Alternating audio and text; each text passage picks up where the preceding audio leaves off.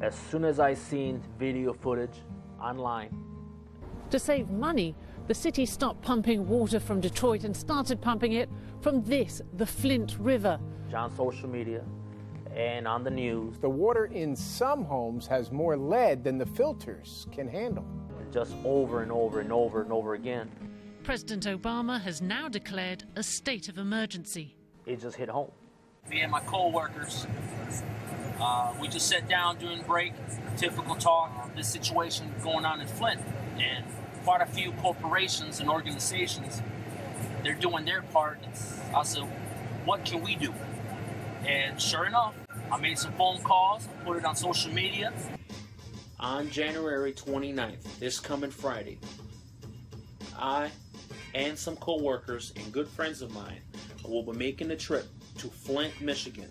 As soon as I put it on social media, hours later, I was just going to stores, going to people's houses, friends of ours, their friends, my friends. I've known Dano for about 12 years now. There was a position at the Mount Everest Memorial Park back when I was 18 for a seasonal groundskeeper. And I went up there and he hired me, and ever since then, we've been tight.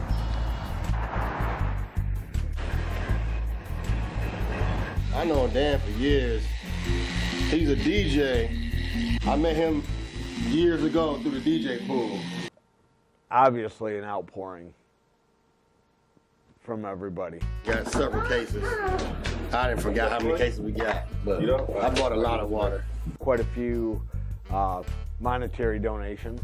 Dano gave me a call when the whole news started showing what was going on. And he told me he wanted to make a difference. He wanted some help. Starting on Monday the 25th, I mean, it was just, boy, a lot of picking up water from people. He called me, told me what he was doing, and I was all down for it after that. Quite a few people that couldn't make it because 9 to 4, 9 to 5, and I was meeting them at stores or going to their destination, to their home, to the apartment. I'm talking about Stadium Drive all the way to 9th Street, all the way to the west side. I went a couple trips to the north side as well. We gathered quite a bit in 5 days. In 5 days, starting Sunday, I'm pretty sure it was January 24th. We found the best place to purchase water, where we'd get the most for our money. Purchased water, stored it in our maintenance area. On Thursday, the 28th, that night, I went out and loaded up my pickup again. Some people just called me at the last minute, drove a couple miles to get all that water.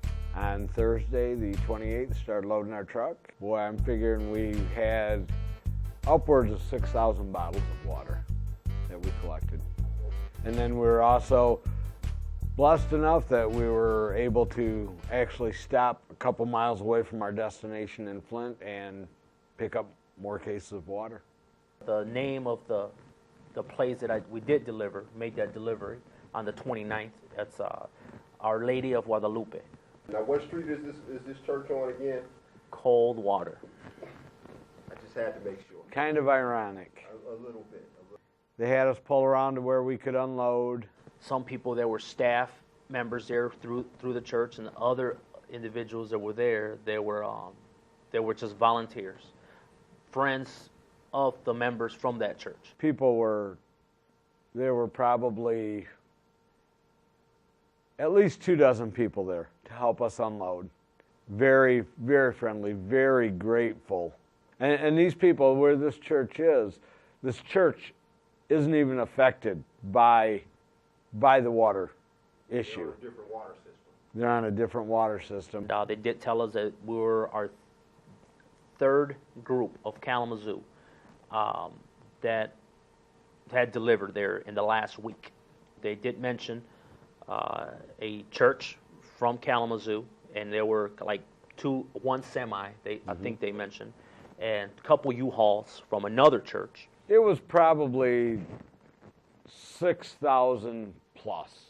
6,000 plus. That's conservative. You don't want to just we counted how much we had loaded in the dump truck, but when we started loading the van, it just kind of went. it got away from us. And we know in the dump truck we had about 4,300 bottles of water. We talked to Maria. She's affiliated through the church for many, many years. I gave her my business card. I gave her my information, anything in the future that I can do. Scott and I, on our way out, we were like, well, I want to do something more than that.